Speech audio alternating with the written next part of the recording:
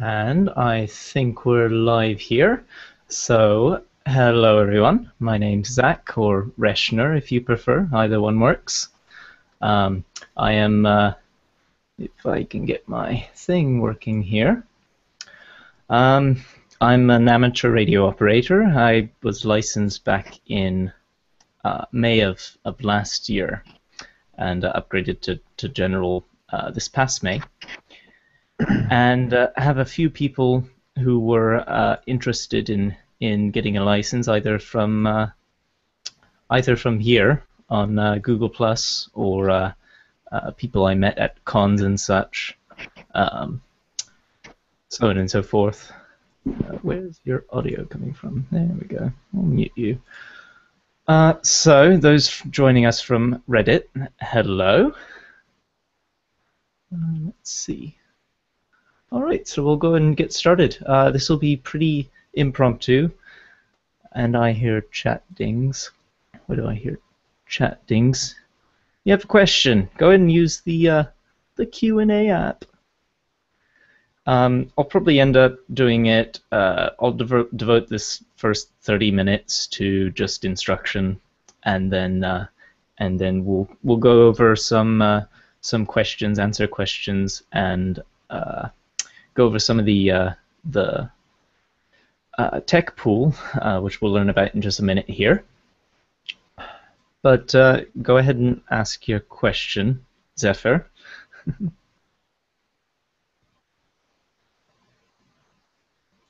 I hear more chat dings, and I'm not sure where they're coming from. All right, delete you. Yes. Okay, got it. You're not early, Chris. And delete you. To answer this question from last time, there's a question about an example of what a vacuum diode is used for. It's basic vacuum tubes or valves are used as rectifiers. That's what they do. It's kind of an outdated technology. They're very unreliable. They're generally not used anymore. But they are a way to either rectify current or control the flow of current, like a transistor. And we'll talk about that on Tuesday with transistors and flow control. And actually, Zephyr, that's a good question. I actually was about to address it eventually.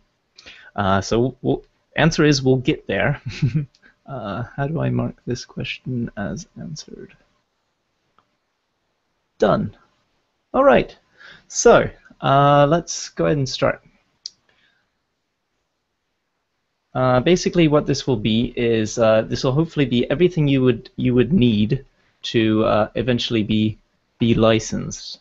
And it looks like this is really slow. Why is this slow? All right, that works for me. So let's go ahead and start. First of all, what is ham radio? Ham radio, or amateur radio, is the use of radio spectrum for the purpose of hobby recreation or non-commercial message exchange. It's also allocated for experimentation and self-improvement, if you will. It also plays an important role in emergency communications, which we'll touch on in a bit. How do you get a license? It's pretty easy. In the U.S., the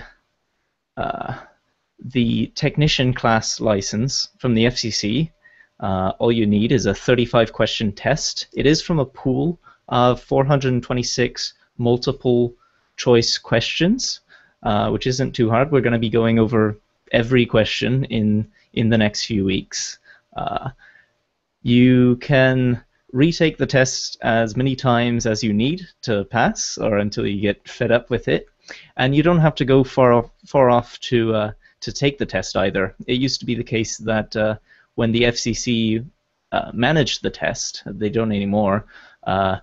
You'd have to go to the quote local office and go test. But now you can find find clubs, and usually you don't have to travel far.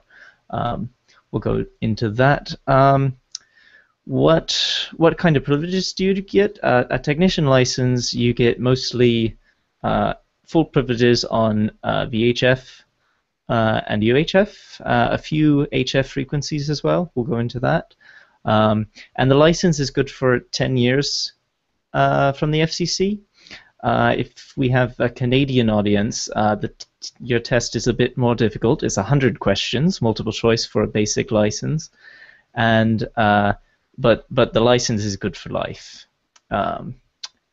And you can start broadcasting as soon as the FCC assigns a call sign, which is usually pretty quickly. Moving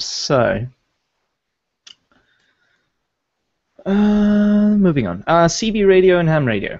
Good question. Very good question. CB radio started the FCC. Let's make you bigger. FCC in the US, the Federal Communications Commission, which is responsible for regulating wireless spectrum in the US.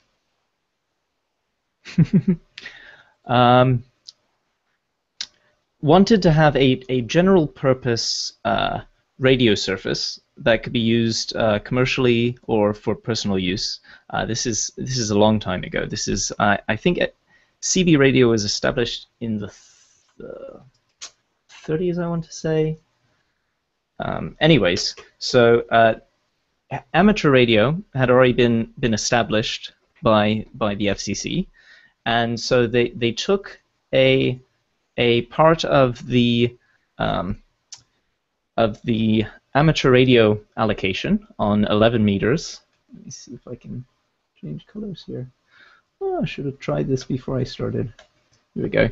11 meters, which is a frequency roughly around 27 megahertz. And don't worry if this doesn't make any sense yet. We'll get to that next.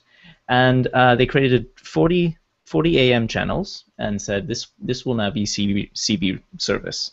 And they codified that in Part 95. And I'm saying words, and they probably don't make sense yet, but they will. And up until the 1970s, 70s or 80s, I think it is, you used to have to take a test to become to get a CB license.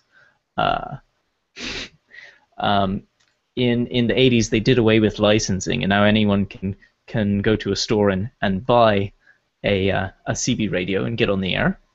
And it kind of shows. There's a lot of problems with CB radio. First of all, it's something designed for local communications.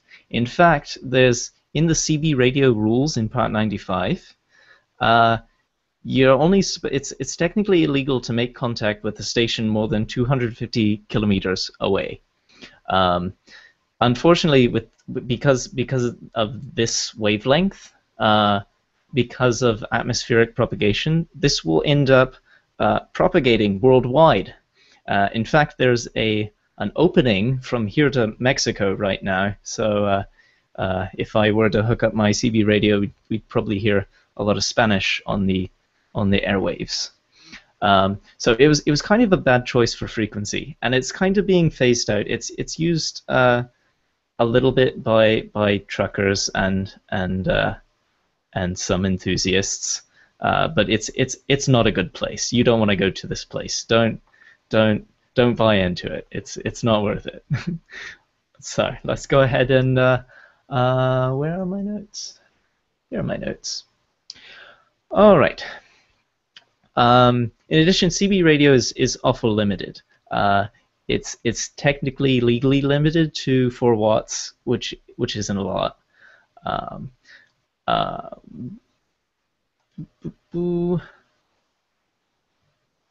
Probably wondering, you may be wondering, why do you need a license to operate on amateur radio? Anyways, and the truth of the matter is it's a legal requirement under the Wireless Telegraphy Act of 1949. Uh, those who do transmit without a proper license are regularly caught and fined into the tens of thousands of dollars. It's not worth it. So go ahead and it's much worth it to get the license to be able to broadcast on amateur radio. So let's see. Moving on. I use that term broadcasting loosely, actually. Broadcasting.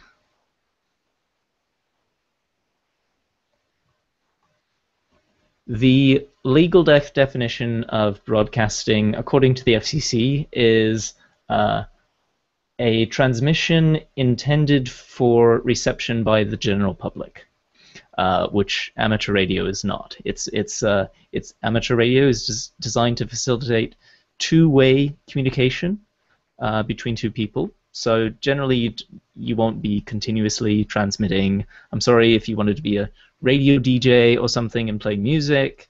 This isn't the place for it. Let's see. Let's start with wavelengths and frequencies. So I'm going to erase you, push you up.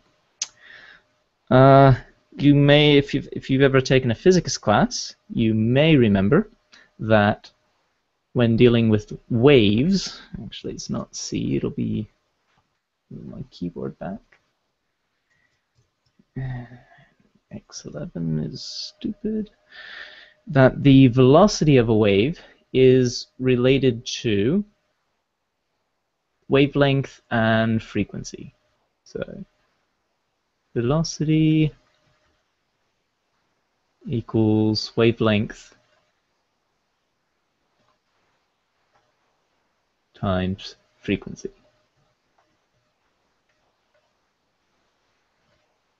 All right, and in the case of an a radio wave, which is a type of electromagnetic wave, which we'll get into, it's a type of wave, and so this formula applies. They travel at the speed of light. Light is also a type of electromagnetic radiation, and so speed of light is roughly 300 million meters per second equals lambda f.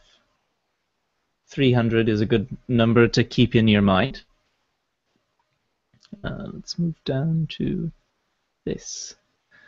We'll go ahead and go over all the equations you're going to look at here. There's only two of them, so don't fret if you're not mathematically minded.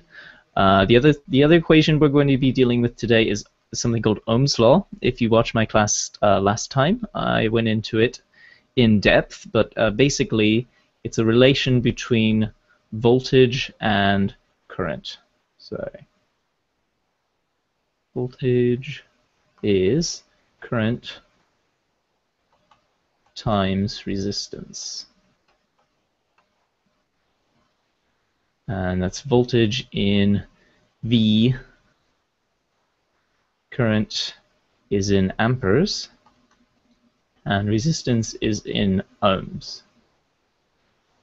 And on the FCC exam, they don't use V for voltage, they use E. Not sure why. I don't really like it because in the physics world, E is for energy, which voltage is not. Is something different entirely. So these are the only two equations we're really going to have to deal with today. Let's see. So with that aside, we'll go ahead and move on to some regulatory things. I mentioned the FCC a few minutes ago. Let's see, we've got the FCC in the US. In Canada, it's Industry Canada. And in the UK, I don't know if you have any UK listeners, it'd be Ofcom. And above the FCC and Industry Canada and Ofcom, there is the International Telecommunications Union. And specifically governing amateur radio, we have the International Amateur Radio Union. You don't need to memorize this, but we're particularly concerned about the FCC because they make the rules for amateur radio in the US. If you've ever looked at the back of a device, you could probably pick up anything, whether it's wireless or not, and it'll have a little sticker somewhere, and it'll say this device complies with Part 15 of the FCC rules. So, Part 15, and then it'll go on to say this device cannot cause harmful interference and it must accept interference and blah blah blah. So we have all these FCC rule parts, and the FCC rule parts governs different parts of the spectrum. The one that we're concerned about in dealing with amateur radio is Part 97. That's PAT, Part 97. Let's see how we're doing in here. Q&A up. Oh, we do have a UK audience. Brilliant. I am not intimately familiar with Ofcom licensing procedures, so most of this will be general enough that you can apply it between Industry Canada's test, which is very similar, and Ofcom's test if you're not licensed yet. And Nick Rogers did mention about licensing. Licensing in the US is good for 10 years, and there's a 2-year grace period for renewal. Moving on. So we've got Part 97. Part 97, you can go and download all of Part 97 rules and read it, which you could do. And the reason we have all these rules, Part 97, there's also Part 90. Part 95 is CB radio, and 90 is for commercial use, and so on and so forth. There's all these special rules. The reason we have all these rules to regulate spectrum is because it's limited, especially in the case of lower frequencies that will propagate atmospherically. We have to deal with signal noise ratios. If you ever try listening to CB radio, it's very noisy because there's a lot of high power stations on it. Right. So, radio waves. Let's talk about radio waves a little. Radio waves are indeed a wave, like you might expect. A sine wave, for example. But what makes radio waves special is that they are both an electric field, an electric wave, and they also have a magnetic portion. Hence where we get the term electromagnetic from, and we'll say that is up that way. That arrow is wrong. This purple arrow should be this way. Ignore that. And we consider radio waves everything that is has a wavelength longer than infrared light.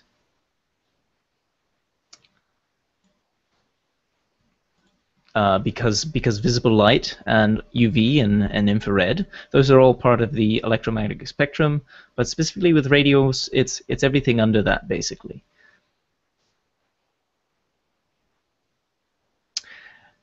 So actually, I have a few graphics here that could probably explain electromagnetic waves better than I could draw.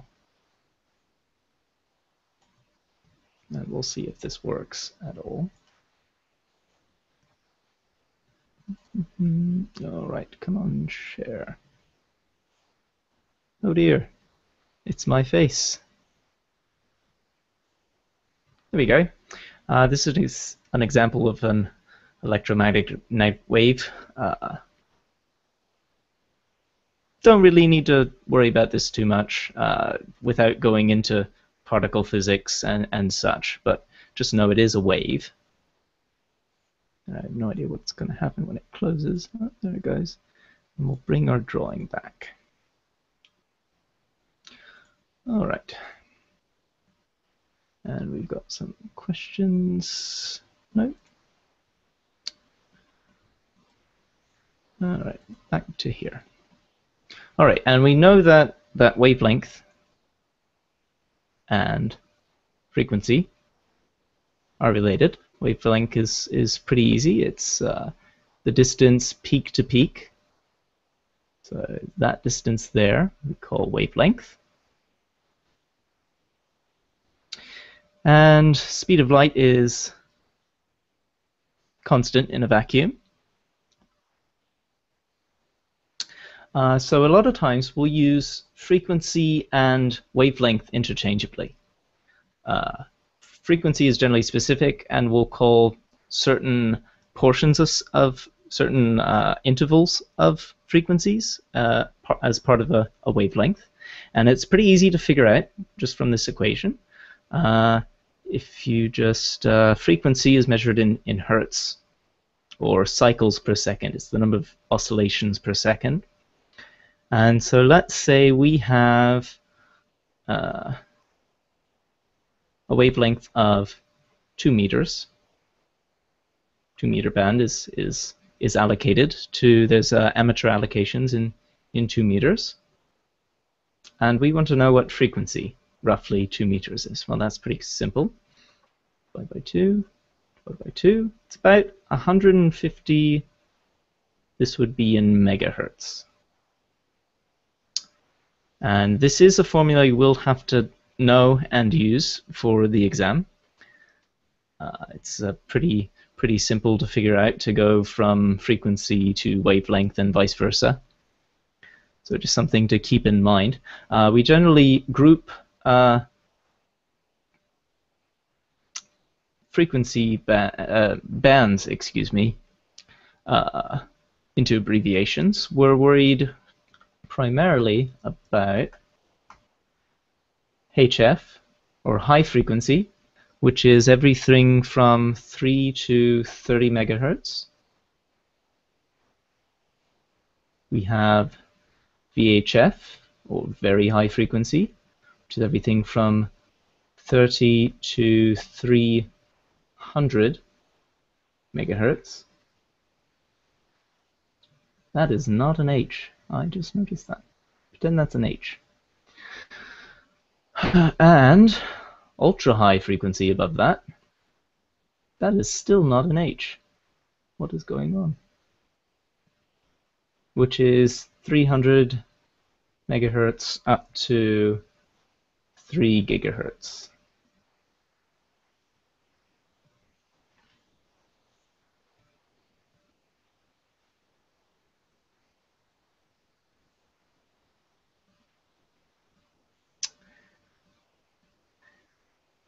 And let's talk about these bands in a bit more detail. High frequency, few characteristics about high frequency is that if we have the Earth of course has an atmosphere. Use color. HF frequencies cannot penetrate the atmosphere. They don't leave. They can't get out. Instead, what they do, depending on atmospheric conditions, which we'll get into detail later, high frequencies will propagate all around the world, either because they're a low enough frequency that they don't have any obstacles to clear, or because of the atmosphere will reflect, or refract the frequency, the EM wave back. And we refer to that phenomenon as propagation. Have I spelled propagation right? Probably not. Whatever. Propagation. Let's go over here.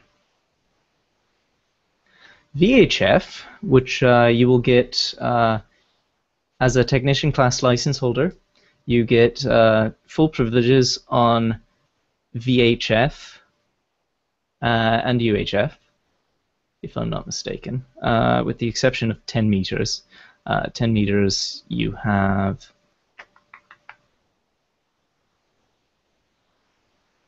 I can't recall. I know there's voice privileges on 10 meters. I'll have to look at my chart wherever it's floating about.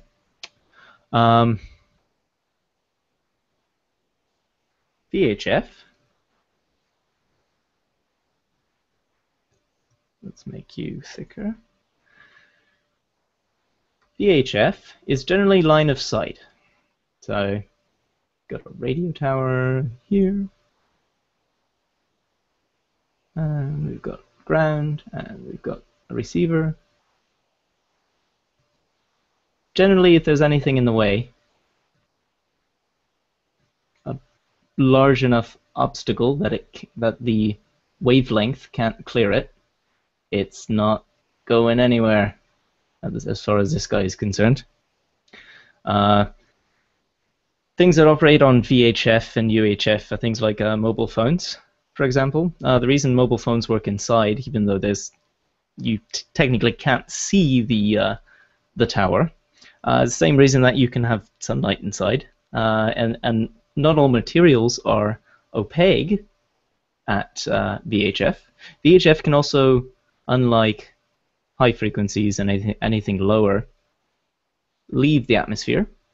So VHF, UHF is generally used for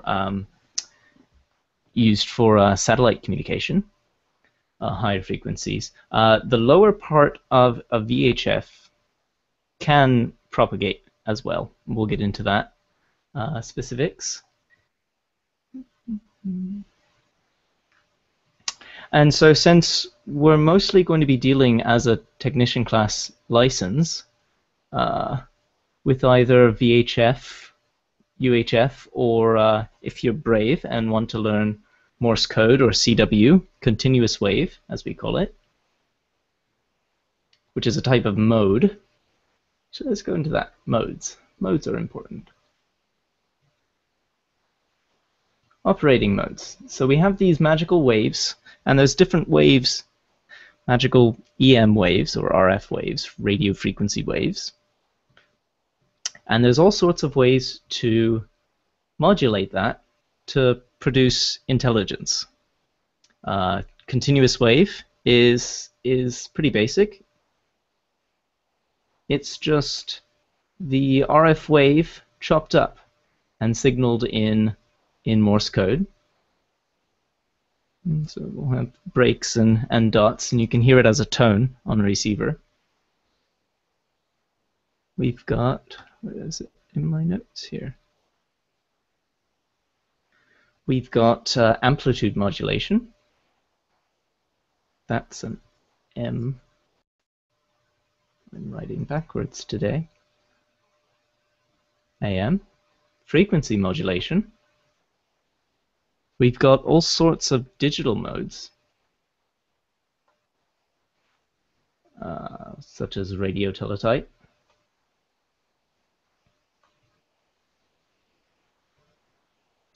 And we'll generally refer to these as phone or voice modes. There's also something similar to amplitude modulation, single sideband.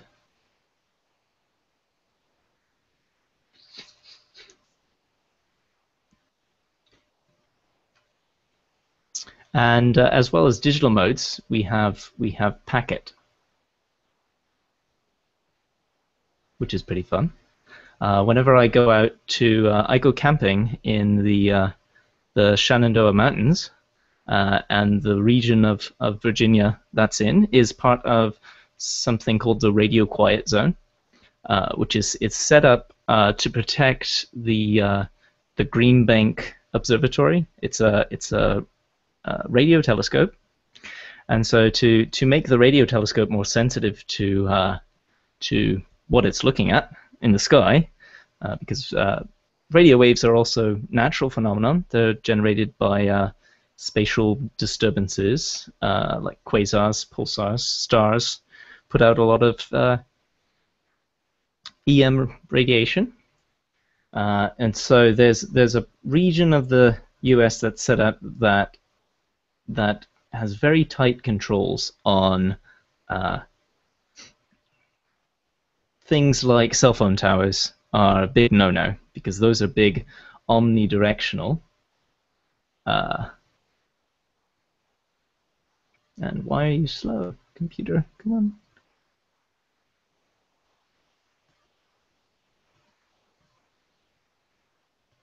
Omnidirectional transmissions, which can interfere with the telescope's operation. So whenever I go up there, there's no phone service. But what I can do is hop on a repeater, which we'll talk about in a second.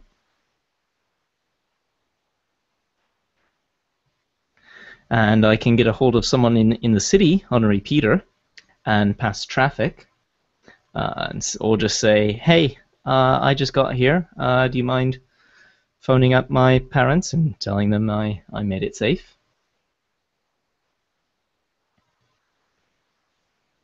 And we have chats.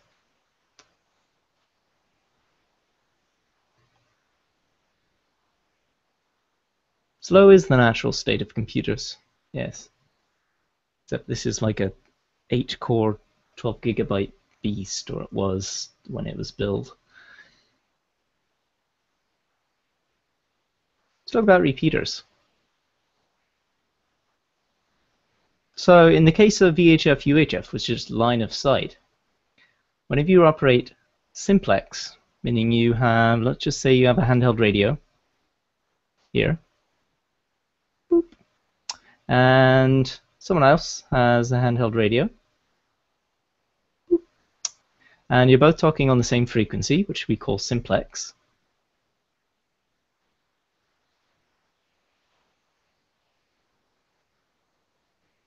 And we got the surface.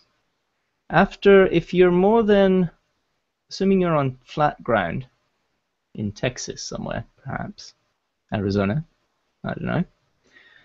If you're on flat ground, and let's say average height 2 meters, if you're 2 meters high off the ground, here and here, the curvature of the Earth means line of sight is only going to be about 5 kilometers. It would only be about 2.5, yeah, that's right, 2.5 kilometers before the curvature of the Earth makes a difference. So it's 5 both ways. So what we can do is we can set up a repeater. And why are you being slow? You're being slow here.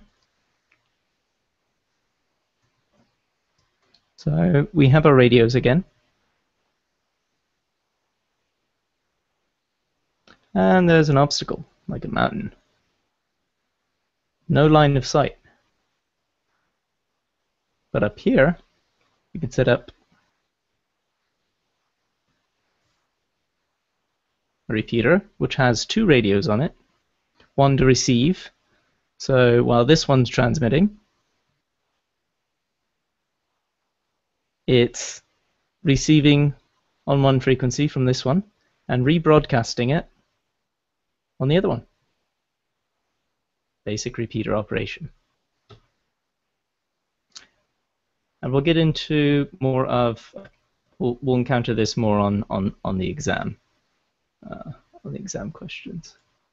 Let me go back to my notes.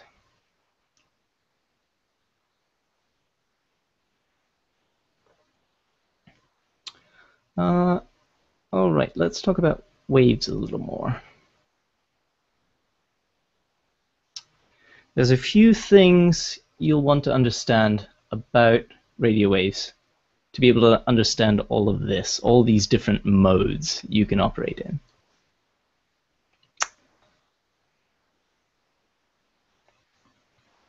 On a higher level, let's see, this is also a phone mode.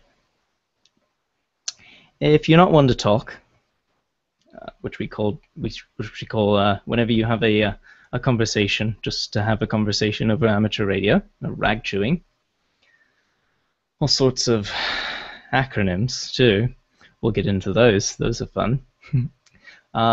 If you're more of the keyboard type of person, you can operate in a digital mode, or if you want to operate in CW on the bands and haven't learned it, there's programs. There's one called FLDigi, which modulates audio using a digital mode, and then you have basic keyboard-to-keyboard chat. So instead of chatting over a microphone, you can chat just like you would online.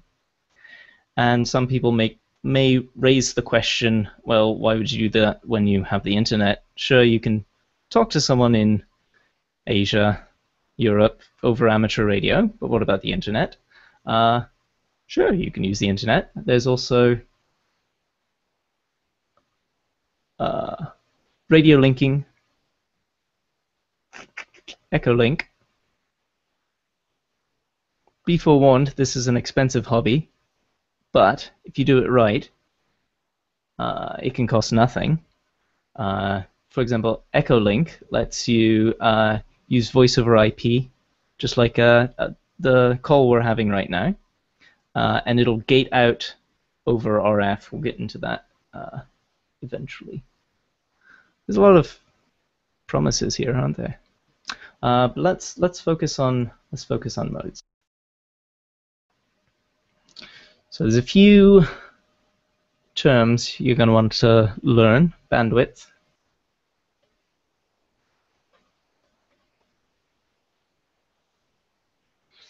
And you might have learned in, actually probably not. This isn't basic physics anymore. So whenever you look at a signal, you can do this thing called a Fourier transform. So instead of looking at a wave, which can be boring sometimes, we'll look at instead a plot of frequency this way and amplitude this way.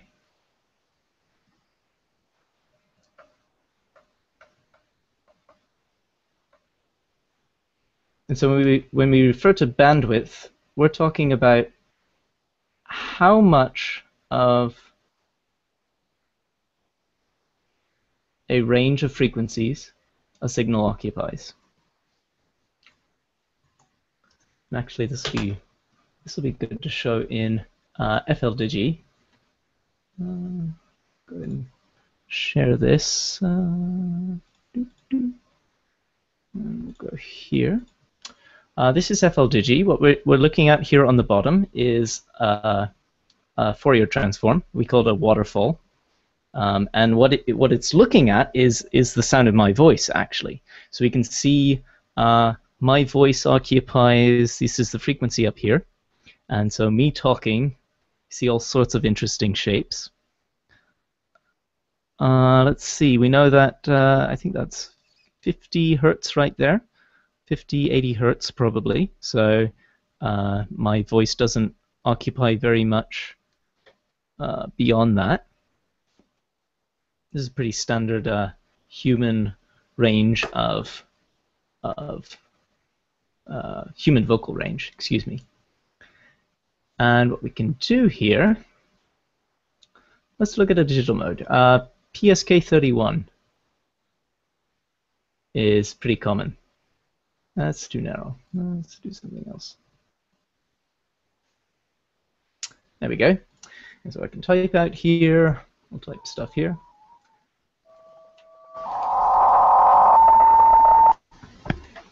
Sounds a bit like dial-up, doesn't it? And that's because it's very similar to dial-up. Dial-up is a type of frequency shift keying. It's a way to represent information encoded in sound. And we saw down on the waterfall there, you saw the amount of space that signal occupied. That's what we're talking about with bandwidth. I'll go do that again.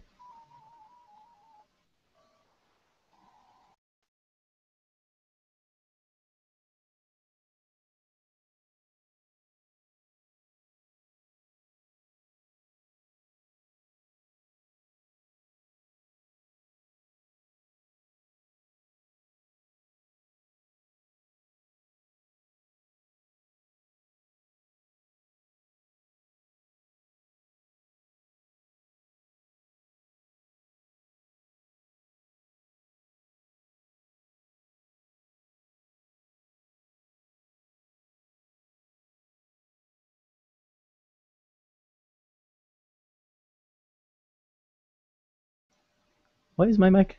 Can you hear me now?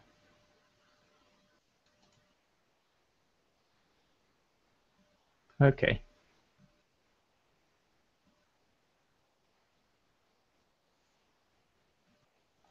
Let's go back to our drawing here. Pull up my notes. All right, so bandwidth is the amount of space that a transmission will occupy. And where are you drawing? There you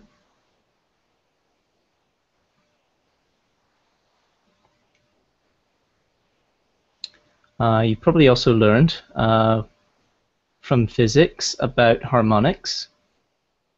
Harmonics are pretty simple to keep forward. If you have a wave that's on 400 hertz, the second harmonic will be twice the frequency on 800 hertz. And you might have seen in the waterfall that I showed you before in FLDigi, with my voice, you could see the harmonics. Let's switch back to that. It looked like this. So on the Fourier transform, there was a chunk there, a chunk there, a chunk there, so on and so forth. And you can keep multiplying out multiples, and so this is the fundamental, and this is the second harmonic, and the third harmonic beyond 1200 hertz, so on and so forth. The same thing happens with radio. So what radios have to do is they have to filter out these harmonics, and they normally do a good job. But at close range, you'd still be able to hear those harmonics. Let's see what I haven't covered yet.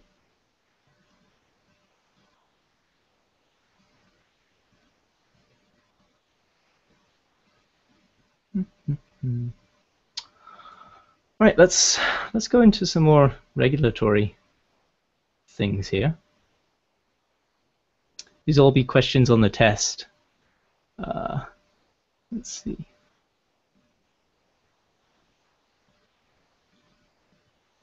Whenever you start a conversation, it's pretty simple operating as a radio amateur. You will get, after you take your test, you'll be assigned a call sign. Mine is KK4RDD.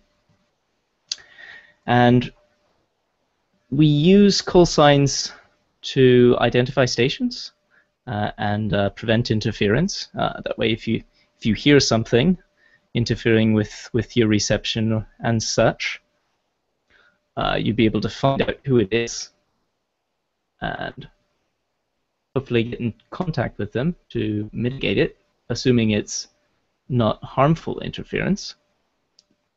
And if it is harmful interference, it's every operator's responsibility to avoid that. But it does happen, and you can be fined for impeding access to the band. Got to be nice and share.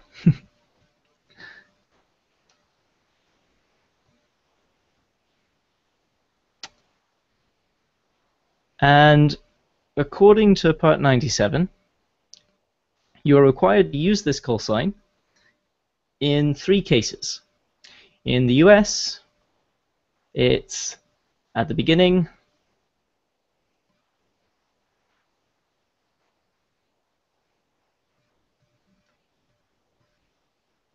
of every conversation, or every transmission, technically, every 10 minutes, and then at the end of a conversation. Canada, it's slightly different.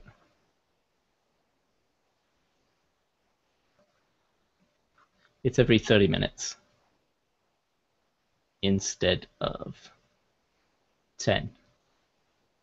Ofcom, I'm not entirely certain. Pretty simple. If I wanted to call, I have a friend here, KK4ZOI.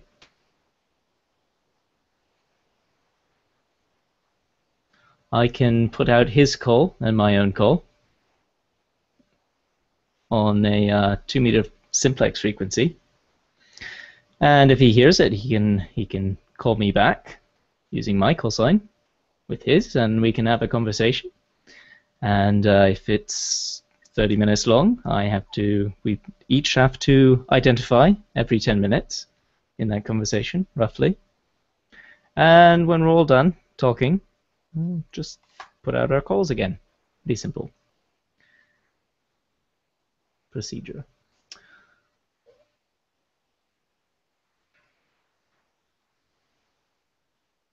(101 to 72). I'm not sure what that means. Do we have any questions?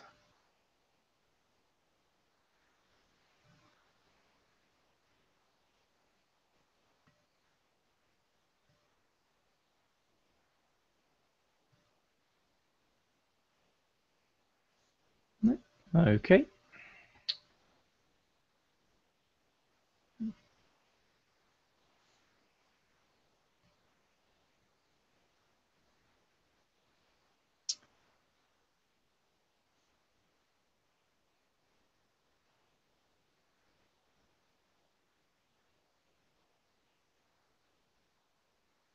Let's do a little aside about safety. That's probably a good thing to talk about.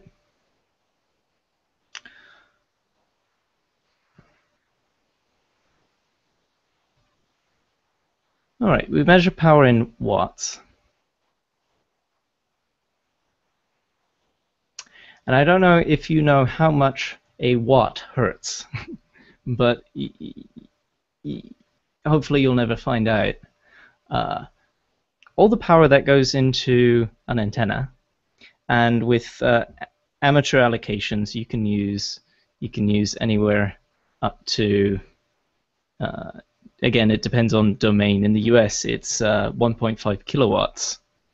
All of that has to go into heat if it gets radiated. First of all, there's no danger. I say radiation. It is technically a type of radiation. However, it's not the radiation that causes Godzilla. It's non-ionizing radiation.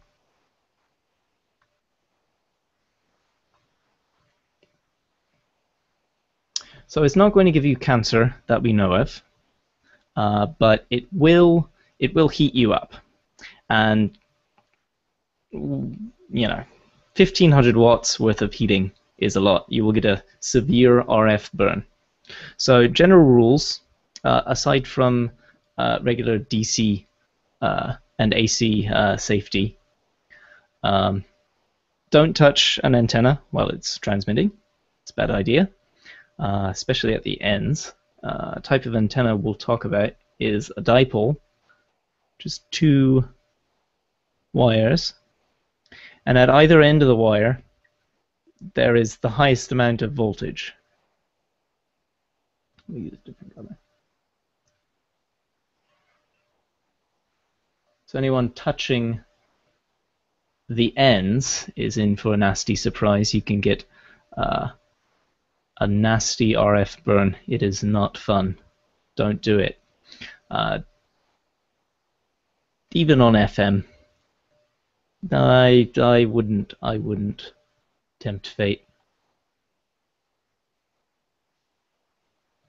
And yes, Zephyr, that's basically with localized radios, call sign to call sign. If you just wanted to call anyone, the procedure is different.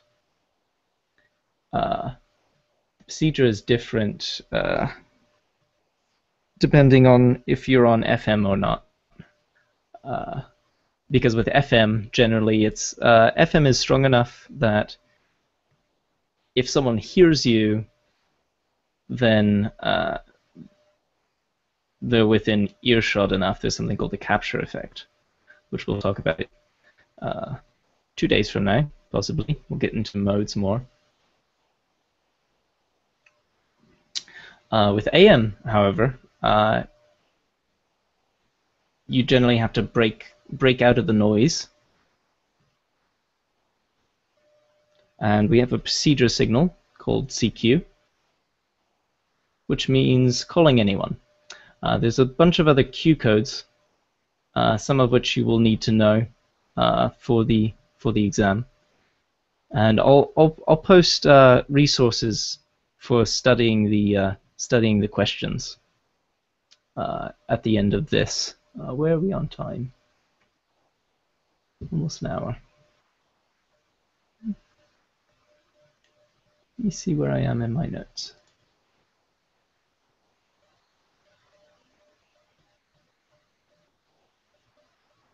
Do you have any other questions?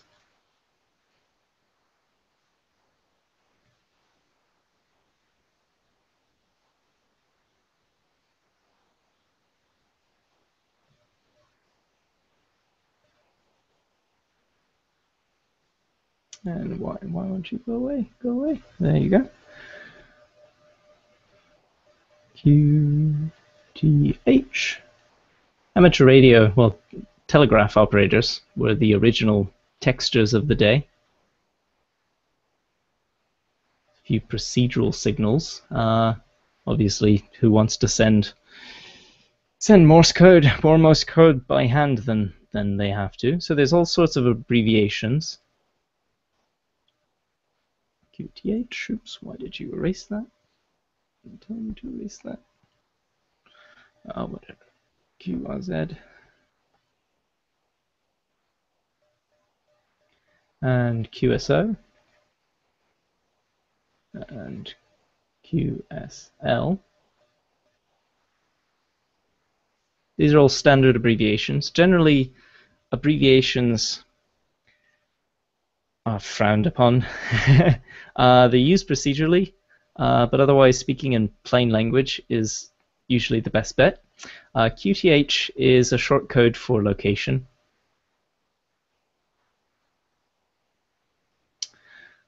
So you use it interchangeably with location. Where are you? As a question, it means where are you? QRZ.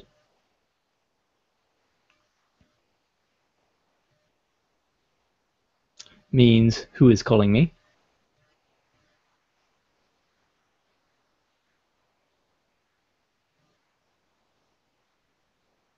And a QSO is a conversation.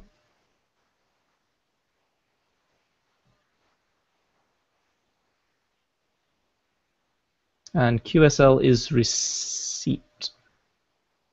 That's not C.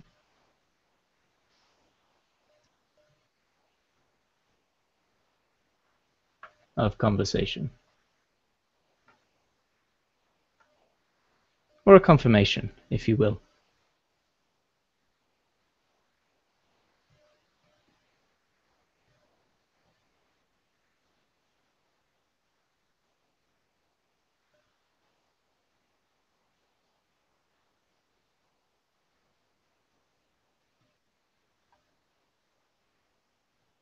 Okay, here we go.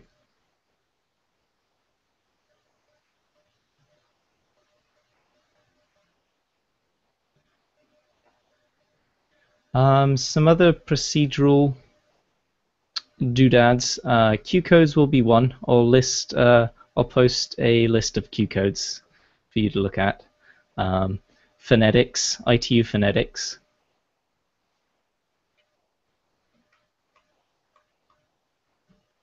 Is generally a good thing to know. It's not on the exam, but you will have to deal with it.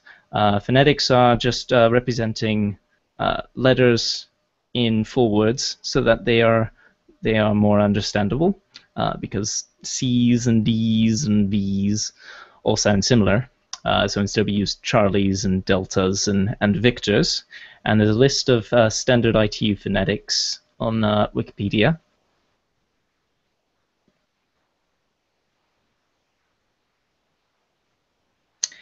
And if you have any desire to get into it, Morse code is something you can learn. I know it's hard. I'm doing it myself. It's not necessary.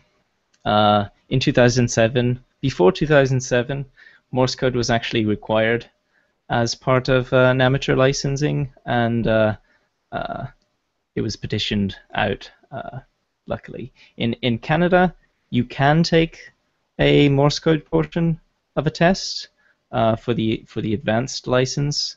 It gives you HF privileges, but you can also get HF privileges by scoring well on the exam. If you get at least an 80% on the basic qualification. So it's just something to consider.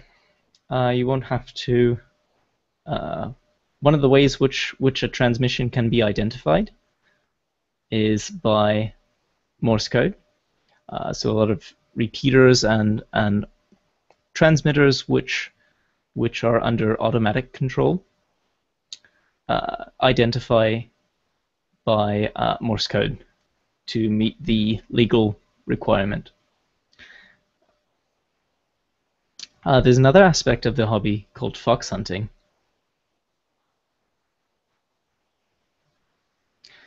Which is actually pretty fun. There's probably some foxes here, I imagine, who'd want to be hunted.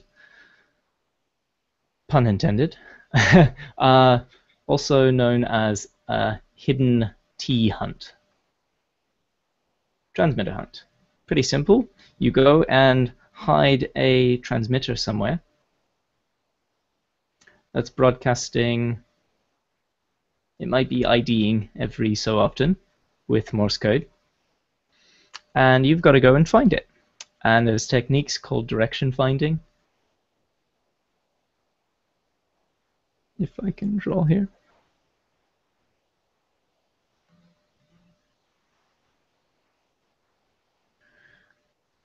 Which you can use. You can use a very directional antenna to get a heading and guess where it is. There's all sorts of more complex methods. For example, using Doppler shifts and time or distance time of arrival. There's all sorts of ways to find a hidden transmitter. It's pretty fun. We had a fox hunt at Anthrocon, actually. We barely found it. The fox actually ran out of battery and kept power cycling. So instead of sending out Morse code, it just sent out a tone, and the organizer had to keep IDing for it. So that aside, how much room do I have on here? I've got plenty of room. Do we have any more questions? Let's take a look. Questions.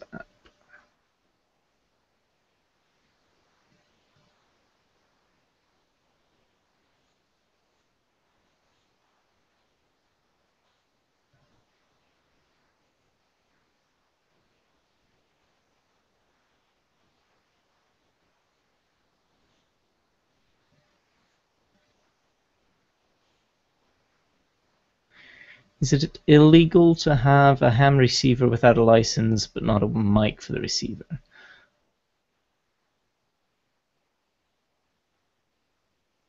Correct. It's not so much owning the equipment that's the issue. It's operating it.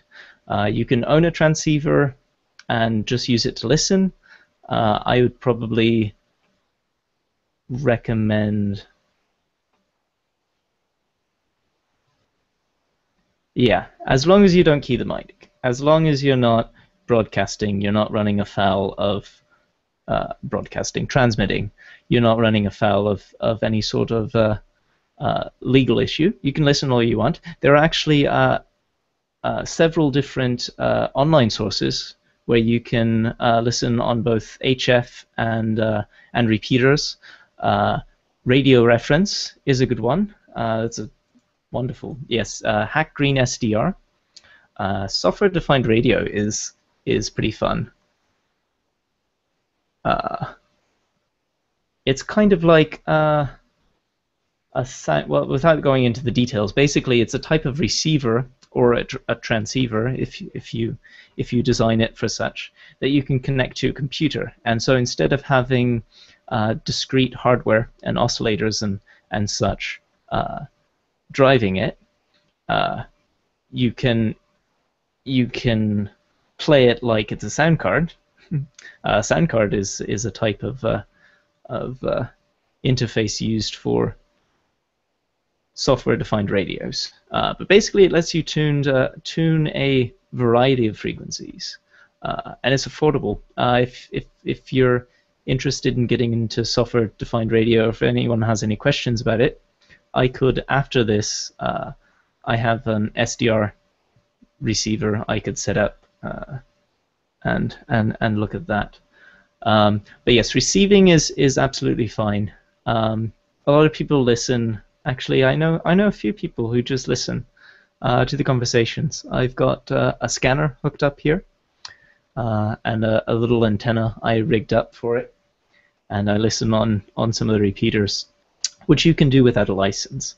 And I recommend you would. It'll get you familiar with procedures and the type of community. You might also be interested in being involved with a local club. A lot of exams, volunteer exams, take place at clubs. Anyways, if you go to you're in the US, ARRL is the let's write that down. ARRL, the American Radio Relay League, has plenty of resources for that.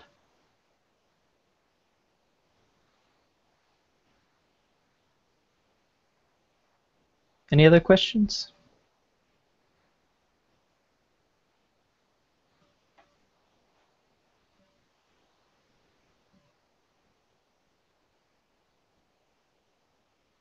Let's look at some test questions. How about that?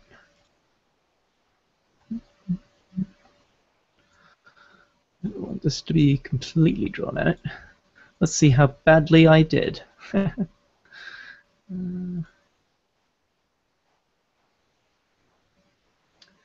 right, let me find a link to this.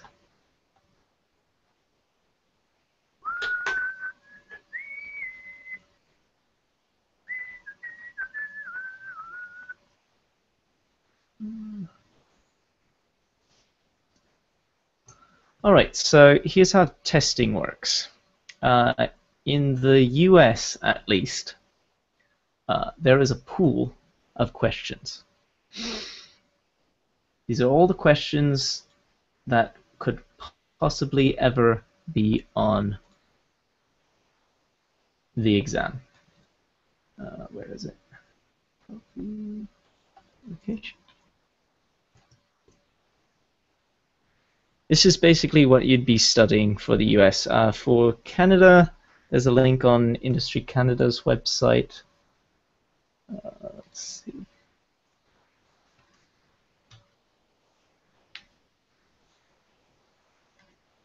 Got you somewhere.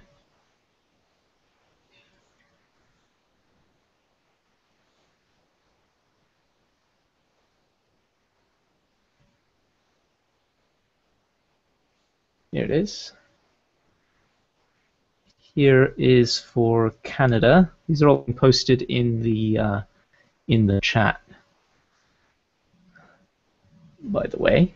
But you can find the US questions on the ARRL website, and for Canada on Industry Canada website.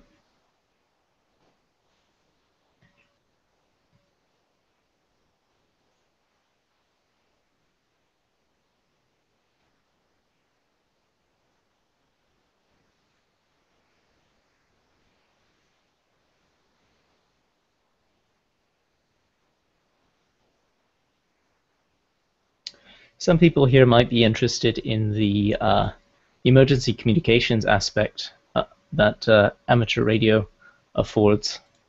And if you don't know what I'm talking about,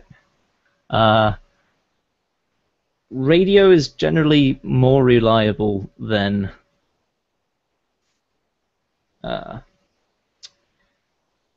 communications infrastructure that we already have in the case of a crisis. I have been through a few tornado zones and such where either the mobile phone towers weren't working because they weren't there anymore, they were torn out of the ground, or even if they were still there, they were either powerless or I can't think straight right now. Either powerless or overloaded because everyone was using them, and there weren't enough circuits to support them anymore. So in case of crisis, there's amateur radio serves several functions in helping to mitigate that. That might be something you're interested. It's not mandatory, but a lot of people do enjoy it. In the US, there's ARES, a few other lettered acronyms for you, and RACES.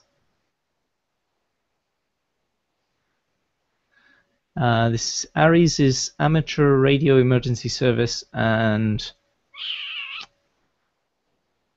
I have a ding.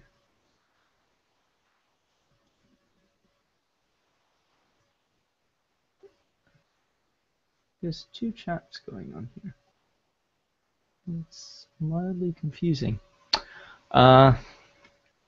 Anyways, these are both organizations which, up until recently, were their own thing, but the FCC actually announced a specific partnership with ARES. I'm sorry, not the FCC, FEMA, in coordinating message passing. So, according to Part 97 and international amateur radio regulations, you can't pay to pass messages. You can have a pecuniary interest.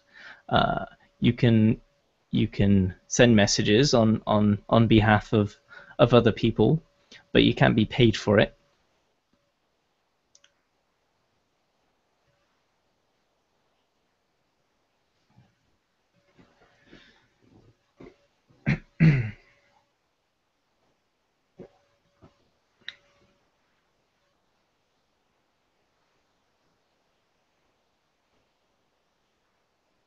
And so in keeping with that, the function that radio amateurs serve during emergencies is to pass traffic for organizations, for example.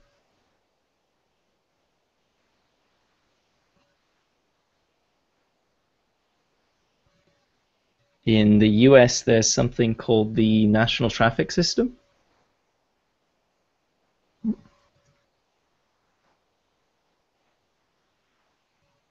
Which is a formal way of passing traffic from, it could be a short distance or passing formal messages across the country, much like a telegram.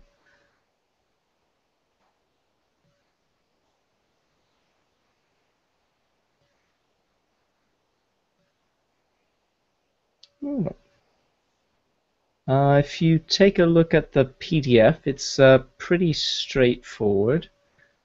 Let's go ahead and turn that on. Okay. There's several elements to this. Is the FCC technician pool. The numbers and letters here, this is the test question. This is the answer. And this is the Part 97 rule, which it comes from. So in this case, it's 97, Part 97.1.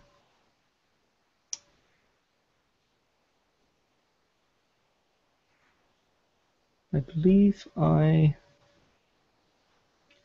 these first set of questions should be pretty straightforward. If you have a question as to why an answer is a certain way, write down the test, write down the question number, and put it in the event I'll be creating for next Thursday, and we'll go ahead and try my best to answer that. Should all be pretty straightforward. Another good resource to study with, there's several books. Be warned, the test pool did recently change in the US. They implemented the new poll actually this month. So these are fresh, brand new questions, and some questions have been removed. So be wary of publishings, which might not have the new rules in mind. And they changed simply to reflect changes in Part 97 legislation. Let's see. Well, we'll go ahead and go through a few of these to start. Here, this is good. Which frequency is within the 6 meter band? We use band and wavelength interchangeably. So to figure this out, you just need that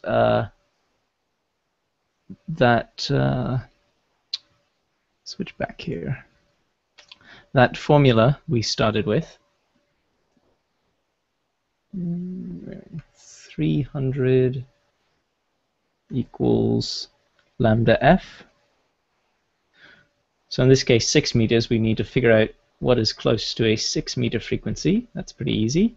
It's just 300 equals wavelength in meters, 6 meters, times the frequency in megahertz. And 300 divided by 6 is roughly 50, not roughly, exactly, megahertz.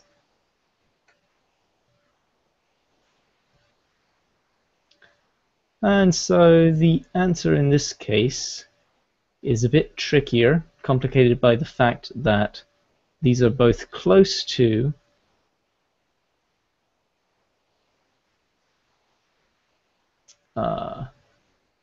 close to 50 megahertz. So in this case, you'd have to simply memorize the frequency allocation. Let's have a look at those.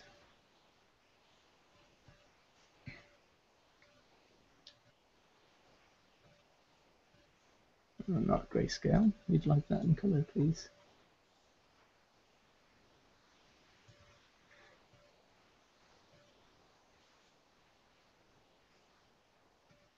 This is a graphical chart of the uh, amateur radio. 6 meters for 300. That was part of the question. So the question was, which of the following frequencies, this is in that PDF, question Tango 1 Bravo 03. It's on page 3 at the bottom. And you can go to, you can find the Part 97 rule that matches. There's a PDF of all of Part 97 on the ARRL website or the FCC website. And that particular part of section of Part 97 defines the frequencies of the amateur 6-meter band. But we can also look at our little chart here, and for 6 meters, it ranges from 50.0 megahertz up to 54 megahertz. So the answer to that question would be 52.525. You know where the 300 came from. 6 was part of the question. The question again was which frequency is within the 6-meter band. And 6-meter band, we're talking about 6-meter wavelength. And so to find frequency, we plug that into our equation there.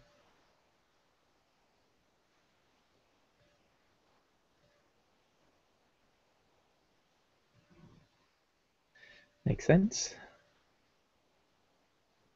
The 300. 300 comes from, let's switch back to our thing here. 300 comes from the equation relating frequency and wavelength. 300 million meters per second. I know that's not kosher, but million meters, that'd be a big M.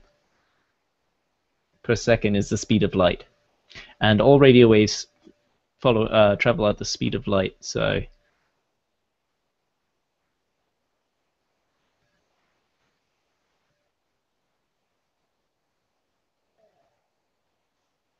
to find a frequency, if we know the wavelength and we know that the speed of light is 300 million meters per second, then we can use 300 and we'd end up with the frequency in megahertz. 300 million cycles per second.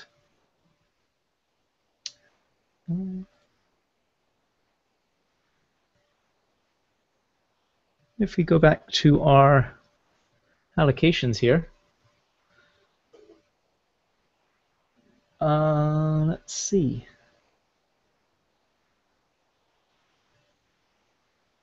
So these are the privileges you get as a technician. If you look at the parts of the chart labeled with a T,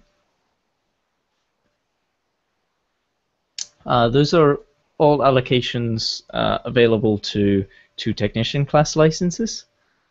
So starting with 10 meters, technicians have single sideband, a small portion of single sideband, which is a voice mode, and a part of RTTY and data, which are digital modes, including Morse code. Know that Morse code and data is technically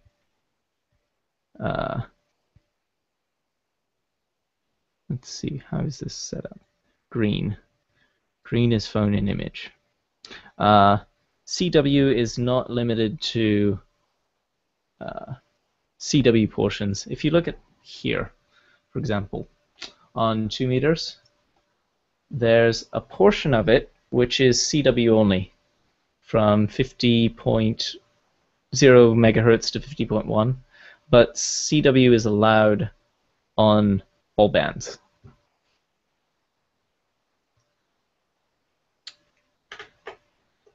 CW meaning Morse code.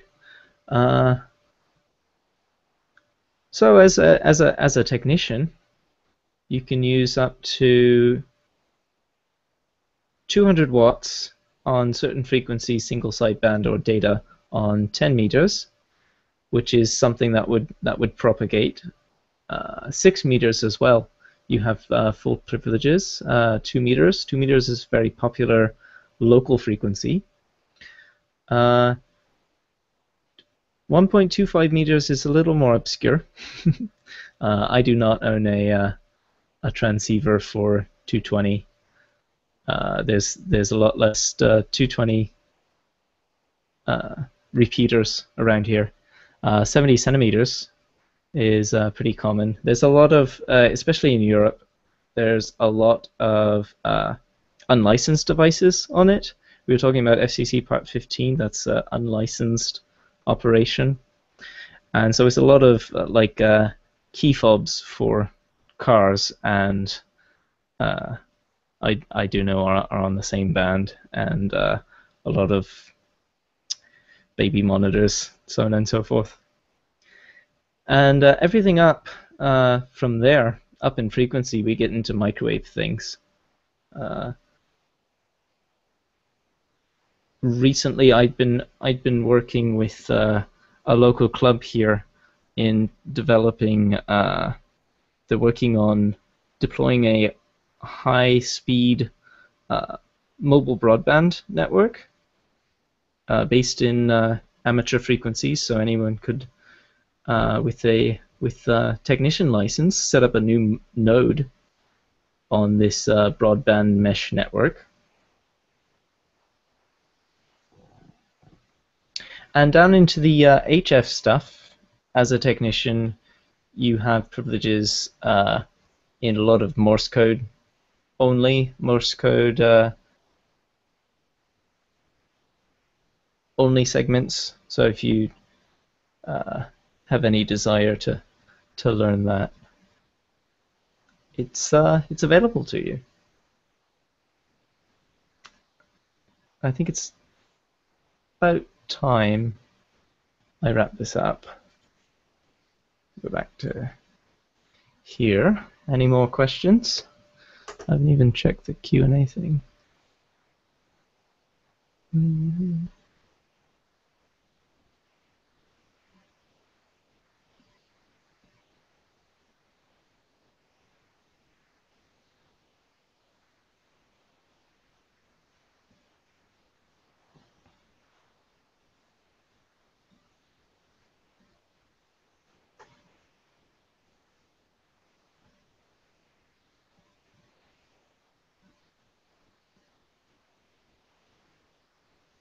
Let's see, we can go and unmute people now.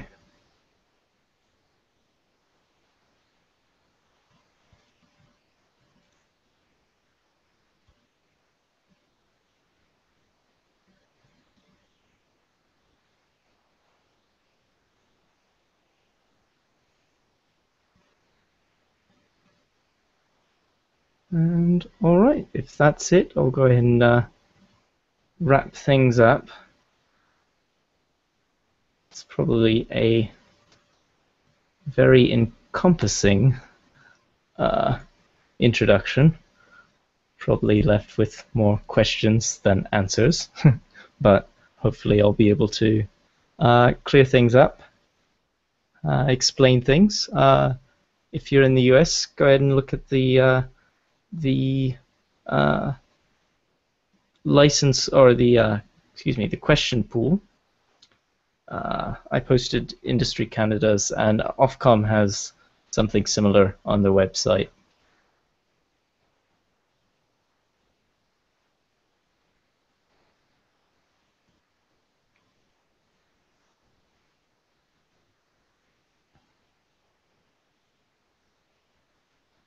And let me see this. And all right, I'll go ahead and wrap this up. Stop this here.